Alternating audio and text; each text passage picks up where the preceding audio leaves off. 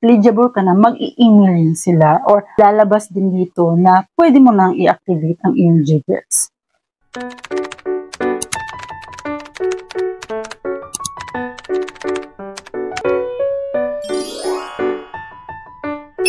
Guys, this is Dat and welcome back to my channel. If you are new to my channel, please don't forget to subscribe and hit the notification bell para updated kayo sa ating mga bagong uploads. Guys, I'm so excited to tackle this topic kasi kung nagtatanong sa aking mga uploads regarding sa GGives kung paano nga ba ito ma-unlock kasi wala pa silang features ng GGives and upon opening their Gcash accounts, hindi pa sila eligible.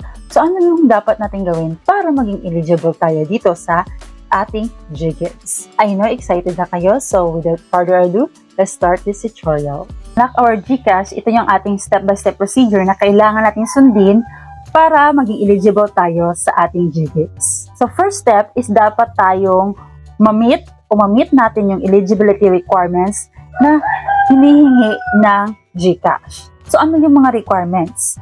First requirements is that kailangan yung ating edad ay between 21 to 65 years old. At yung ating citizenship, of course, is Filipino citizen. Yung ating Gcash account, kailangan fully verified at kailangan natin ma-maintain yung ating good credit score. Number 2, para ma-increase yung ating eligibility or para ma-increase natin na ma-unlock yung ating GGives, second step is kailangan natin ma-increase yung ating Gcash activity. Ano yung mga Gcash activity na kailangan nating ma-increase? So first for that is yung mga activities like paying bills. Paying bills, so kailangan natin gamitin yung ating Gcash account sa pagbabayad ng bills. So kung gusto mo magbayad ng inyong electricity and water bills, so gamitin mo na yung Gcash. Kasi another way yan siya para ma-unlock natin yung ating GGives. For kung gusto mo rin magbayad ng iyong mga home credit bills, so doon mo na gamitin sa Gcash account. Another thing is buying load. So kung gusto mong bumili ng load, doon ka na bumili sa Gcash. Okay? Next to that is cash in and cash out of money using GInsure and investing through GInvest. So, increase mo lang yung mga activity na yan. So, kung possible, kung gusto mong gamitin ang ganitong mga activity, doon mo na gamitin sa Gcash. Doon ka na magbayad ng bills, doon ka na magbayad ng loan, doon ka na mag-invest. Ayan. Doon ka na gumamit ng GInsure. So, in that way, may increase natin yung ating possibility na maging eligible sa GGives. Next to that is number 3, activate GGives. So, kung na-meet mo na yung first and second requirements na hinihingi ng GGives or I mean Gcash, pwede mo na i-activate ang iyong GGives. Paano mo siya i-activate?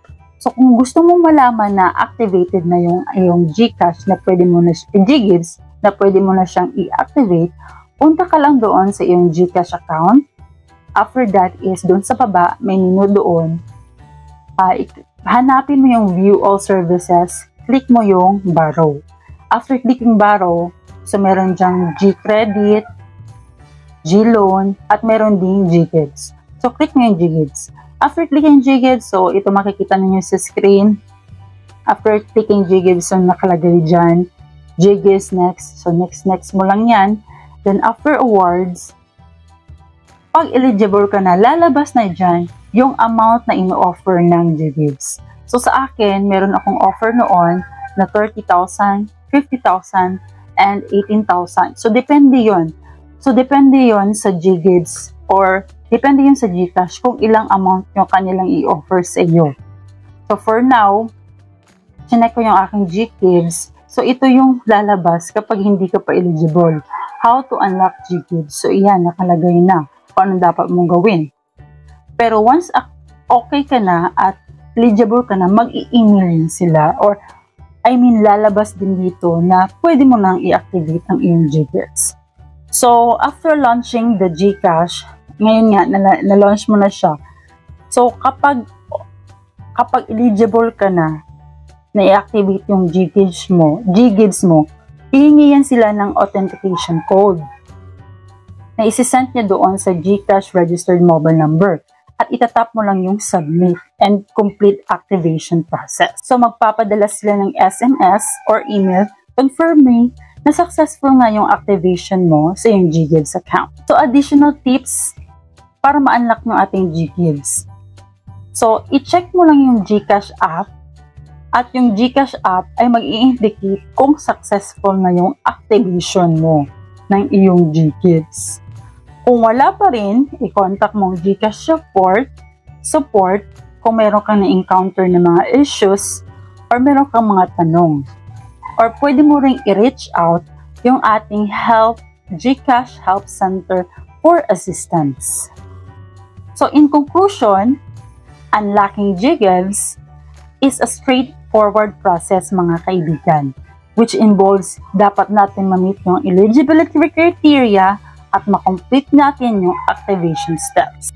By actively using GCash account or GCash services and maintaining a good credit score, you can increase your chances of unlocking GGives and enjoy the benefits of this convenient buy now, pay later feature. So, yun lamang po yung mga requirements. So, kung isa-summarize natin, meron lang tayong 3 steps na kailangan natin i-complete para ma-unlock natin yung ating GGives. First, may kailangan natin ma-meet yung eligibility requirement. Second is kailangan natin i-include yung ating activities sa ating GCash account. So, lagi lang natin gamitin yung ating GCash account at masyashock na lamang tayo na, uy, eligible na pala ako sa GGives. So, every now and then, i-check mo rin yung iyong features doon sa Borrow, doon sa GGives, kung eligible ka na sa GGives kasi nga limited offer lang siya. So kapag hindi mo siya magagamit, mawawala yung offer. So that's all for today. So if you have questions, feel free to comment in our comment sections and be updated sa ating mga bagong uploads. Again, this is Det and thank you for watching.